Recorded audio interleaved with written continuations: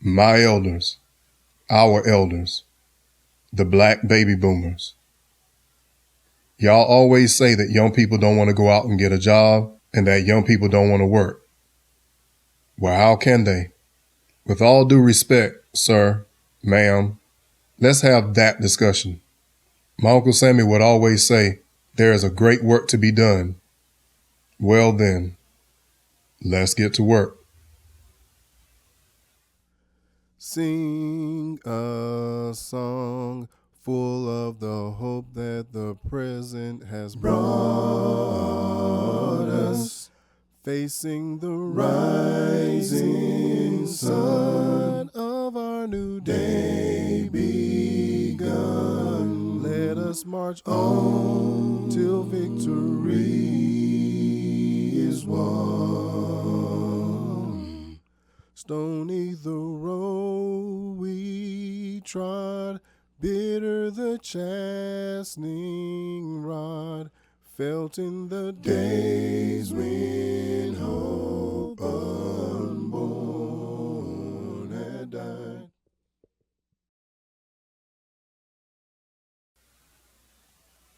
Power rising, king brothers and queen sisters. Thank you for stopping by and welcome to the village. I am the village elder.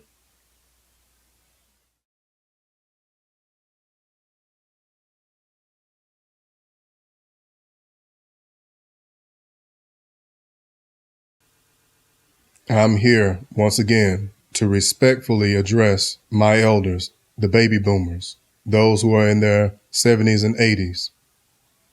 Now, my elders from the silent generation, the generation that gave birth to the baby boomers, the 90-plus-year-old nonagenarians and the centenarians, 100 years old or older, respectfully, I am saying that we're not addressing you because some of the issues that the baby boomers have were not issues of yours. Your generation didn't deal with these issues that we're about to address. So those of you from the silent generation, this is not for you. You can watch, but we're not addressing you. This is a problem, an issue that needs to be discussed between Gen X and the baby boomers. So baby boomers, and I'm trying to be as respectful as possible, I will reiterate until I give out of breath that we need you.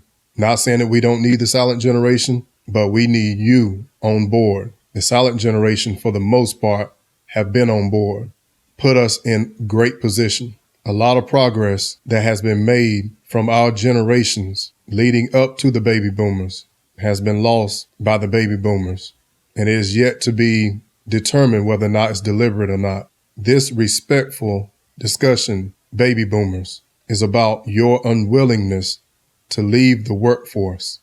Now, allow me to preface what I'm about to say by saying this. If you are a baby boomer who are still working because you have to financially, I'm not talking to you. This is not a discussion for you. This discussion is for the baby boomers who refuse to put up their muscles, who still have something that they want to prove to people that they still got it. And more sadly than that, to the baby boomers who feel like they want to show up the generations after them, like the Gen X, the millennials, so that you can complain about the generations that come after you.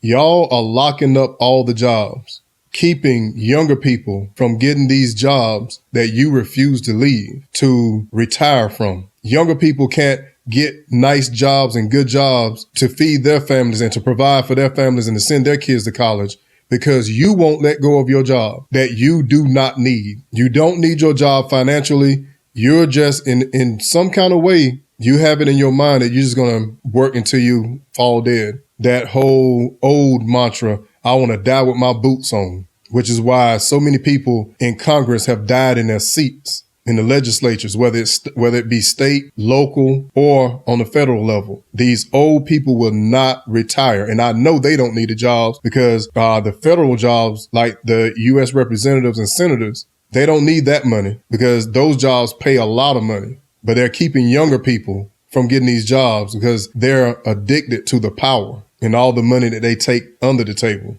Same as in corporate America, same as in manufacturing facilities. post office, wherever it is. These elders will not retire. Retired teachers come back to double dip and triple dip. I remember in the 1980s having discussions in the classroom and my teachers talking about the baby boomers and that the federal government is not going to be able to afford to take care of the baby boomers when they get old. I remember having this conversation in the 1980s and the 1990s, elementary school and high school.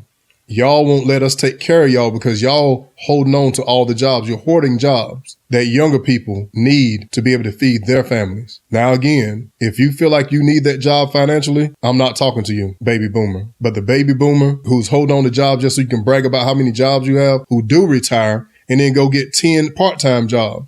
Y'all need to go somewhere and get a hobby. Working is not a hobby. Snatching jobs and hoarding jobs shouldn't be a hobby, but it seems to be one for y'all. You retire from your jobs, from your career, and then you go get 10, 15 part-time jobs. That's 10 or 15 young people who could at least have a part-time job. But when you holding on to all of them so you can sit there and brag to your friends about how many jobs you got, y'all can sit around at Bojangles, Hardee's, or McDonald's every morning so you can bash and trash the generations after you. How can those young people get jobs when you're hoarding all of them? And you don't even need the jobs. I'm going to die with my boots on. That's a sick mindset that it seems that only your generation have a problem with. You have to be okay with watching the next generation go further than your generation. That should be your mindset. But you cannot build wealth if you cannot find a job to get started, because even in wealth building, you have to work for somebody at some point before you can transition into being a business owner or someone who's amassed wealth. Most companies, most jobs are going to pay you enough to function and to get back to them, to get back to the job. Companies are not as loyal as they used to be. I shouldn't have to tell you that, baby boomer.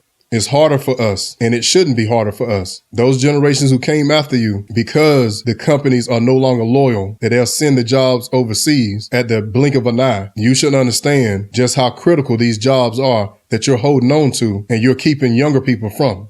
Nothing is certain, and we have no set time as far as how long these jobs are going to be available. And then you're talking about the advent of AI taking even more jobs. If you're holding on to jobs and you don't have to, if you don't need the money, go home and sit down. That's the young man's game now. You would not have appreciated if the silent generation had done this to you in your youth when you were starting your family. The jobs that you wanted and you sought, that you applied for, you wouldn't have liked if 60, 70, and 80-year-olds were holding on to those jobs and you in your 20s and 30s starting your family, you're trying to get those very jobs. These people are past retirement like you are right now and still holding on to jobs that should be available to younger people. Think about this. If our government has determined that the generations that come after you are going to take care of you in your elderly years and you're holding on to jobs and the younger people can't work the job so they can pay the taxes, and the tax money is what funds being able to take care of you in your elderly years. If you are the one preventing the younger people from getting these jobs, then you're going to be in trouble. Hang on for another decade or so. If all the money has run out to take care of our elders, you have yourself to blame. Your greediness, your pride, and I'm trying not to call it evil, but it is evil to me.